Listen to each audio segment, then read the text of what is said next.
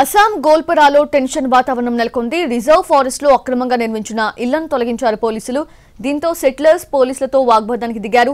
పరిస్థితి చేయి దాటడంతో పోలీసులు గాల్లోకి కాల్పులు జరిపారు. ఈ ఘటనలో ఒకరు మృతి చెందగా పలువురికి తీవ్ర గాయాలయ్యాయి.